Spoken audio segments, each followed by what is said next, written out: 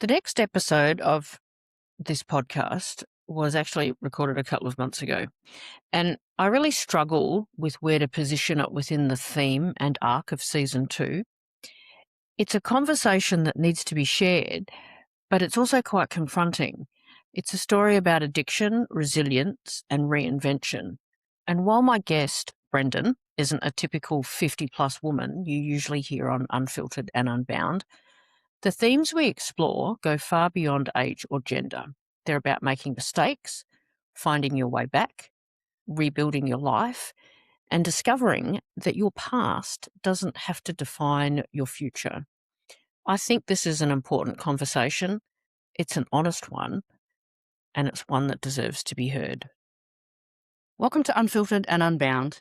Today's episode is about identity, resilience, and reinvention. Now, when I first heard the outline of Brendan's story, I knew immediately that it was one worth telling. It's a story about addiction, homelessness, shame, recovery, discipline, and the long road back to self-trust. But more than anything, it's about the life you can build after hitting rock bottom. This is not a conversation about a perfect transformation, and it's not a polished success story. It is about the real human process of change. The small decisions, the daily anchors, the people and habits you sometimes have to walk away from, and the courage it takes to become someone new. Brendan, thank you for being here and for being willing to share your story, and welcome to the podcast. Thanks, Kat. Right, we'll get started. So we'll jump straight in.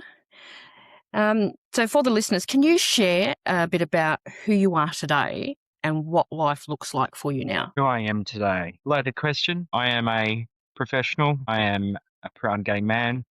I am a survivor. I am an addict in recovery, and I am a human being. What life looks like for me today is your general average Joe, Monday to Friday, 9 to 5s, up for work, mortgages, bills, pets, responsibilities, everything that you think you don't want when you're young. So if someone met you today, what would probably surprise them the most about your past? That they probably would have walked past me in the street as a homeless person without even realising. So, and we'll expand on this as we go through the conversation. When you look back now, how would you describe that earlier period of your life? When I look back now, that earlier period of my life, to me, seems like a different life, or almost a video of something witnessed rather than experienced. Understandably, it was all experience, but now the position I'm sitting in, it's almost like a video of a person you don't recognize, or actions and behaviors that you don't recognize that you would normally undertake yourself. It's a little bit, yeah. How gradually did things unravel for you? Look, I think it's a culmination of a lot of things. I don't like to play the victim card, because I like to, keep moving with my life. But, if I reflect back, things almost essentially started to establish from birth, where I was adopted out into a foster home, bumped around a couple of foster homes for up to a year, and then sat within Sisters of Mercy for 6 months before I was taken into a very lovely family. And I think, at that point of your childhood, while you're making your bonds, abandonment syndrome essentially sat in there for from that point in time. And then, we accelerate things forward. That lovely family that took me on, I then had, the death of the mother that had me through that period as well, really early on into the piece. So I would have been year 2, and then continuing on into a remarriage with a mother, or what we used to call her as the wicked stepmother, finding my way through, a dynamic of 2 parents who work in education, working with kids every day at school, not getting home till 5 o'clock. There's that sense of, I've had to deal with children all day. Off to your room you go. So it was very much a quiet, isolated childhood. But I think where it all really started is when I came out, really. Probably a lot of people would like to disagree with this, but, I have quite a strong opinion that as a gay man or a gay woman in insane. There is an expectation of drug partaking and drug use, and it's Mm. okayed almost in a sense for all of the parties and things that they have. It just kind of is what it is. And so that started really at 18 for me, starting to go out and not living at home and being a bit of a troubled teenager and a bit of a annoying shit of a 20-year-old. Kind of distanced myself from my family at that point as it started to escalate further and further. And then, yes, over the Yeah. years, things continue on, dependencies and habits start to form, which lands you into some pretty horrible situations around relationships and abuse.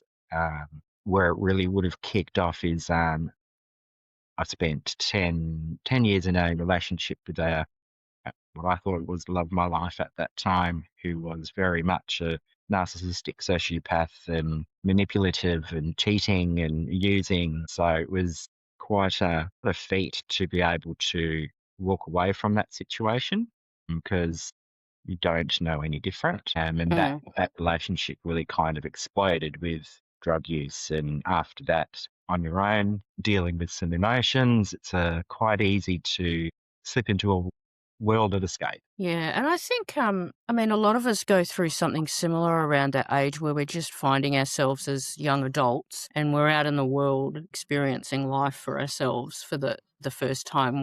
We're on our own and making our own decisions.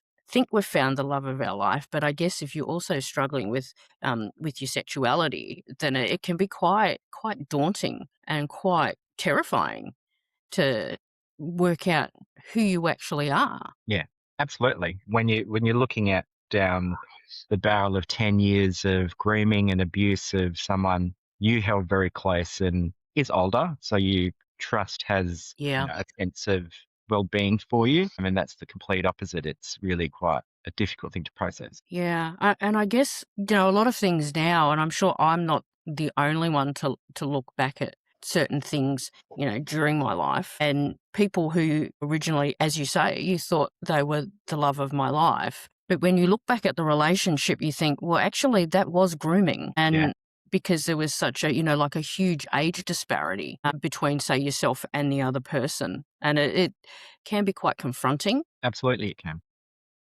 Yeah, Mm. definitely quite confronting because and being at the age I was when I met them, 19, 20, and they're in their, late 30s, early 40s. There is that mentor look that you almost have to them. Kind of almost sounds like daddy Mm. issues, but I definitely don't have daddy issues. Another topic for another day. Uh, Definitely don't have daddy issues. But yeah, you're enamored by that person essentially because they have more knowledge than you, more world experience that you can draw from.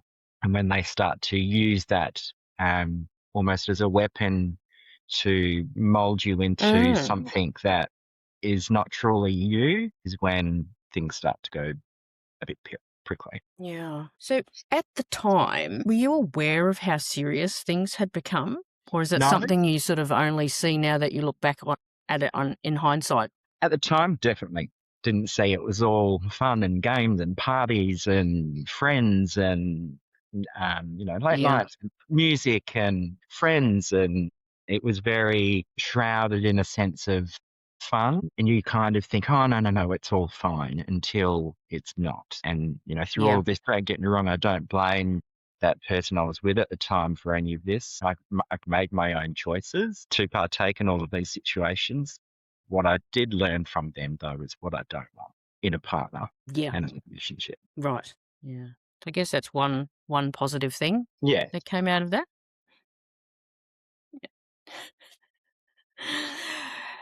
What what do you think that people most often misunderstand about addiction? self-hatred. There's a lot of self-hatred when it comes to addiction, a lot of Wow. self-shame, self-blame.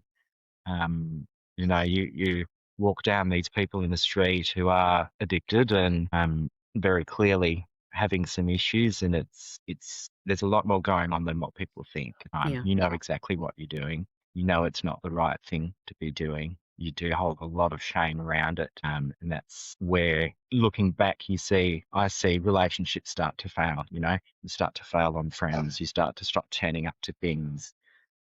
You as a person starts to become very selfish and in your life. Yeah, it starts to push and break a lot of the relationships that you have around you that are your key supports. Yeah. You mentioned the word shame, and you did talk about self-hatred. So was there shame attached to asking for help or admitting that things needed to change? Absolutely. It took me a number of attempts in order to get the help that I needed. And the shame in asking for that help is that the people that you're around at that point of time are obviously all partaking in the same sort of activities. So for you Mm, as an individual to step outside of that group and do the complete opposite is ridiculed and looked down upon, and you belittle almost, like oh, you're not strong enough, and it's really quite combative when you are trying to step out of that yuckiness. yeah. So was there a specific moment or a turning point? Quite often they do say with addiction that you hit a point like rock bottom, and that's where you realize that, you've really got a choice to make.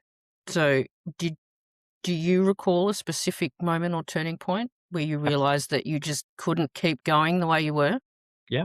Um, a few times even. I think you have an absolute rock bottom, but on the way down to that rock bottom, there is a few rock bottoms that you think are. For me, my rock bottom, my first one would have been nowhere to go in an unlicensed vehicle that I still haven't finished paying for, dog in tow, is in the back, sitting on that side of the road going, I can't do this anymore. And if I do continue to do this, I'll probably be dead. And not in saying that I didn't come from a loving family either who wouldn't help immediately, but it's that fear of needing to lay everything bare.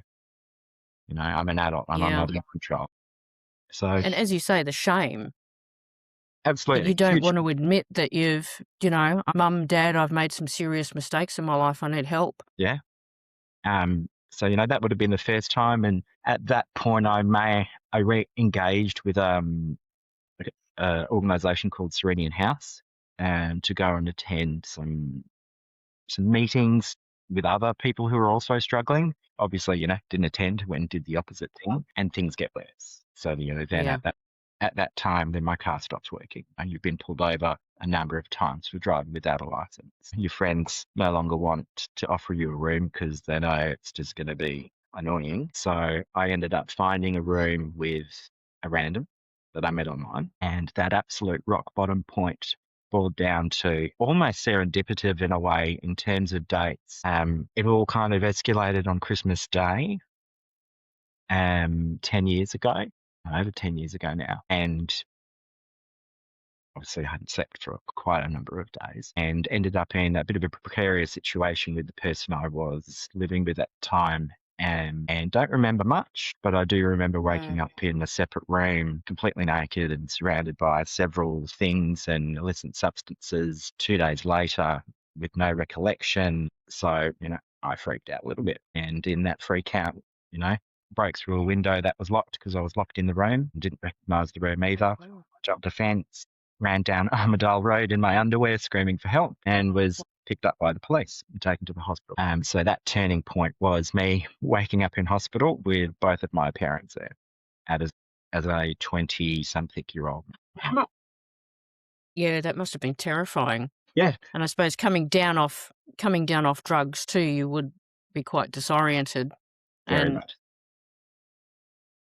Disoriented, so, dehydrated, hysterical. yeah. What was the hardest part about taking that first step towards rebuilding your life? Admitting it. I remember a memory I'll never forget is driving home from the hospital in the car with my parents on their first wedding anniversary, with my mother having a serious go at me about, being an adult and not being able to hold my things together, and just essentially falling into tears like a child and admitting to the people I admired the most that I had a problem. I can't control myself. I can't control my life, and I need help. Yeah. And as you say, it's the shame that prevents you from doing that. And again, we come back to that whole self-hatred thing, and you feel like you're stuck sort of in a never-ending loop. Yeah, that Very shame. much at the time, you feel like there is no escape. Yeah. At that point, did you believe that change was possible at that time? I knew it had to be, Yeah. because of that clinching factor and not understanding what happened to me or what went on for 48 hours really cemented inside my brain. Can't do that anymore. That's not an option.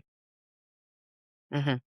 All decision rationale goes out the window. And as a result, I end up in some pretty shit situations. Yeah. I'm not a bad person. I just make shit choices was a common theme back then. God bless my parents, though, on their 21st wedding anniversary, taking in their adult son and trying to figure out what's going on, because they were, talking of shame and embarrassment, absolutely clueless, absolutely clueless. They knew something, as a parent, something's not right, but they were Yeah. completely aware of what or the scale. Yeah. And I guess at that age, we do such a good job of hiding those aspects of our lives. I guess, again, it goes back to if we're ashamed of something, we don't really want to expose the people that we love That's right. to. Yeah. That as much as I possibly could before could not control anything, the picture that was portrayed was employed with an all right job, doing normal things, but behind the scenes that was not the case. And then you Yeah. there is no control. You think you're in control, but you're really So, what did those early stages of recovery look like for you not. emotionally? Lots of sleeping. Emotionally, Yep. it was hard. Probably more so than your average Joe. Took a very hard line in approaching my recovery and what I needed to do about that. And, I cut 99% of people I knew. I'm talking friends of Yep. 25, 30 odd years. Everyone dropped, cut, no explanation, change numbers. I can't be in that scene anymore. I can't be around those people anymore. So that was really the first step for me to go, I know I can't trust myself and I know I can't trust them. So let's just not make that even an option. So Yeah. that would have been in the first week. Then obviously, my parents trying to figure out what's going on and having an adult son laid up in the spare bed. They also reached out to Serenian House to try and understand what they can do. And from what my mother tells me, the lady she spoke with was exceptionally helpful, to help her understand that, they don't have any control either. It's really up to me as the individual. And, they were fortunate enough in a position that I had already made the choice that I can't do this or I'll be dead. Yeah. So they were very instrumental in me getting into a therapeutic community within a matter of 2 weeks. Usually the process could take anywhere up to 6 months because they're so in demand, but it was almost a perfect play of events for me to slide straight in. That's just unbelievable that you could get in so quickly because, as you say, the waiting times are, Yeah. are quite lengthy. Once you'd made that decision, the universe was obviously answering your call for help there and Yeah, facilitating. And for sure. what helped you to begin rebuilding your life? The complete release of all control. In all honesty, had I not gone into that therapeutic community, I would not have been able to do it. That really gave me an opportunity to disconnect from any external source, any external noise. It allowed me to reset mentally, chemically, physically, and without that, I wouldn't have been able to address any of the issues. And it's quite funny because Hmm. 3 days into it, I had received an email. Actually, let me take that back. When you join a therapeutic community, your mobile phone's taken off you. You're not allowed any sugar, no caffeine, Yeah. no stimulants, no cigarettes, no nothing. So back to square one. In the third day, I had an email come through from a consulting organisation. I still not having processed everything out of my body was like, I need to leave. This is a job I need to have. I need to get this job. And one of the psychiatrists there took me down and was all like, always going to be a job, and she was the one who actually said, never in your lifetime are you will going to get an opportunity like this where you can specifically work on yourself without any interruptions Yeah. or daily use. So that kind of really sat with me, and I took that away and ended up going in there for 6 months. Wow. That would have introduced some routine and structure during this part of your life if you're, there for 6 months. So how important was that?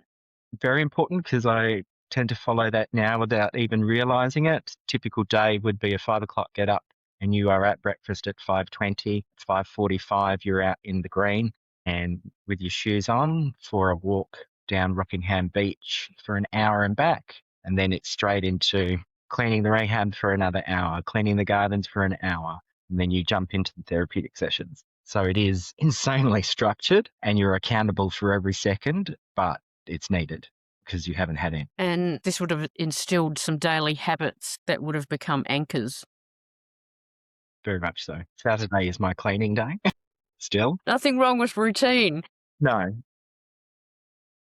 So, what role did discipline play in helping you to rebuild? Look, initially when you're in the community, discipline is not overly difficult because you're in this safety net. Yeah. If you make a decision that's not within that safety net, you're out of that safety net. And my mindset was, well, I don't want to be thrown out of that safety net because I'm able to figure out a Yeah. lot of trauma that I had internally through those sessions. Yeah, it was interesting, very interesting. So, how did you start to rebuild trust in yourself during this time? After the first months in rehab, you are allowed to have visits. My parents would come over once every fortnight. We'd have a barbecue and catch up. And then you're allowed to make phone calls. So they stagger Okay. and people back into your life where it gets to a point that you've built the trust enough to go out for the day on your own. Mm-hmm. That first day out on your own, you're kind of like, the whole world is at my oyster, knowing that I can't do this and I can't drink and I can't Yeah. smoke and I can't. So there's boundaries in place, and that discipline that I needed was to know I can't cross those boundaries because I've got nowhere to go back to so they have very much stuck with me today. Did you ever fear slipping backwards? And how did you manage those thoughts? Absolutely. Look, sometimes they still pop up.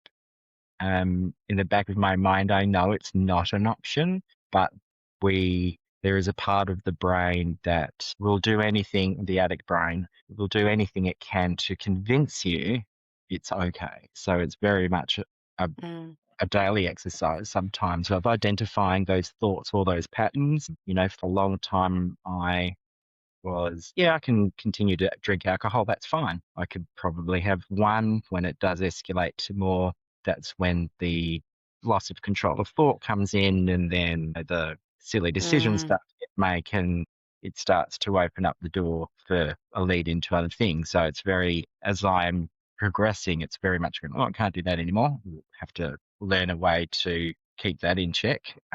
So yeah, it's an ongoing thing. I guess it's learning about what triggers you and learning how to manage those and deal with them in a positive way when they occur. Absolutely. And I'm very much a believer of don't make it harder on yourself than you need to. I think a huge contributing factor to me was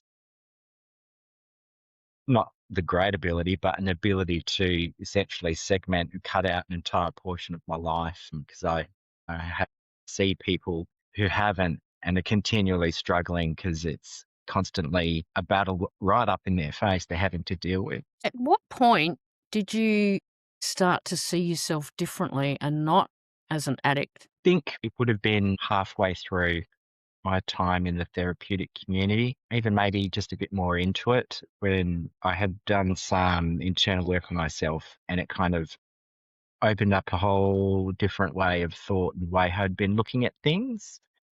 And that gave me the revelation of I can do this. I need to do this. And could already see the benefits of relationships rebuilding and reconnecting with my parents and, it's those little things that all started to come back into my life that a normal person has that you realize you missed. Yep. Okay. So, how has your definition of success changed over the years? Initially, my definition of success was just get out of this rehab. I'll never live with another 32 people at once again. So that's another condition to keep me not going back. Living with 32 individuals in pretty challenging, especially when part of the role is for you to identify each other's flaws and call them out and then deal with them in session. So it's very intense. Yeah. But yeah, is it constantly evolving? An example of that, you know, my position where I am now, working with yourself, Yep. honestly didn't think I was going to get in the door. Got in the door and have kind of excelled from there. You know, since then I've been able to purchase a house. Never thought I was going to be able to do that. Buy a car, think I'd be able to do that. You know, on a permanent position and a salary range I had never even considered for someone who's, you know, at school at a year 11 Mm. and done a TAFE course. Mind blowing to myself as to the success that continues to grow. And I don't think Yep. limiting myself on yeah, that's good enough is acceptable to me. You know, if I can continue to ride that success train, I will, for sure. Yeah. I have certainly, to tap my own horn, put in my hard yards and done the work to be able to hold a seat on that train. Yep. Yep. I mean, and as you say, well, we do work together, and I just think you're the epitome of the professional. And I didn't know this previous version of you, Which obviously. is Um, very but interesting because during it, I was your worst employee. I still carry a lot of anxiety around that, but I guess that's what makes me excel because I'm always looking back to, I'm not going to do that and I'm not going to go anywhere near that. So I yeah, will do the extreme opposite and do far too much than I should to compensate. and probably become a bit of a perfectionist, but Just a little bit. Maybe that was something that we dealt with at rehab, but you know, a little bit. you've certainly got a lot to be proud of, and that's some amazing achievements that you have had recently, as you say, buying a house, car, having a great job. That's just fantastic to see you achieving those things. Particularly now, I've got that history of where you've come from. But even if I hadn't known that, I mean, to me, as I said, you're the epitome of the professional subject matter expert guru extraordinaire, and you know that I just rave about you because you're such a fantastic worker. Thank you. What would you say to someone listening who feels stuck, ashamed, or overwhelmed right now? You're not alone. You can change things. It is possible. You have the strength. You may not feel that you do, but you absolutely do. And it's only you that can make that change. So what would you say to someone who thinks that it's actually too late to change their life? It's never too late. I thought it was too late as well. If I look at the total years of drug use across, it would have been up to 28 years with 5 years of daily intravenous use. Oh, By any wow. paper-based account, it's too late, but it's not. What small decision or action can begin changing a life? It's that first step. You know, whilst in the therapeutic community, they introduce you to Narcotics Anonymous as a program. And one of Yeah, the okay. phrases that they have is one day at a time. And it's simply that, Hmm. one day at a time, sometimes an hour at a time, sometimes a second at a time. It's, you know, if you can hold out that second, maybe I can hold out another second and another second. And then suddenly that's 8 hours. Yeah. I can hold 8 hours. Maybe I can do that again. If you could speak to your younger self now, what would you tell him? Stay away from that nasty man in the corner of the nightclub. No, what would I? Probably the same thing everyone else would. You know, stay in high school, don't do drugs. But at the same point, I also now look back at it. I am who I am as a result of those experiences. It wouldn't be had I not gone through them. Did I do some horrible things and experience some horrible things? Yep, I did. But they have made me the person I am today. What do you hope listeners take away today from hearing your story? Hope they take away a little bit of power within themselves to know that change is possible. You can do it. You're not alone. If you do need help, there are communities out there that can support you. Narcotics Anonymous, Alcoholics Anonymous, Serenian House, all great organisations that provide free help for anybody that is struggling. Might pop some of those details in the show notes so that people can reach out if needed. Absolutely. Thank you, Brendan. It was certainly opened my eyes. Obviously, there's a whole other backstory and history there. And it just goes to show that we don't know everyone's story. We don't know what has gone on in a person's life behind the scenes when we talk to them on a day-to-day basis. So that just having the courage to share that, I'm just so in awe of you to speak up. I know there was a lot of shame there, as you said, and quite often shame prevents us from obviously talking about these things. But I'm also a big believer in the fact that you need to name the shame, because shame is what keeps Absolutely. us quiet and it prevents Absolutely. us from seeking help and assistance. Thank you for listening to this episode of Unfiltered and Unbound. Huge thank you to Brendan for sharing his story with such honesty. For me, this conversation is a reminder that people are not defined by the hardest chapter of their lives. Change is not always dramatic. Sometimes it's quiet, consistent, and deeply courageous. So it is a daily decision to keep going, to rebuild trust in yourself, to create structure, and to walk away from what no longer serves you, and to believe that a different life is still possible. So if this episode stayed with you, please share it with someone who might need to hear it, because Brendan's story is not just a story about hitting rock bottom. It's a story about rebuilding, resilience, reinvention, and becoming someone new. Thank you for listening to Unfiltered and Unbound, and huge thank you to Brendan for sharing your story. Thank you, Kate. It's been lovely.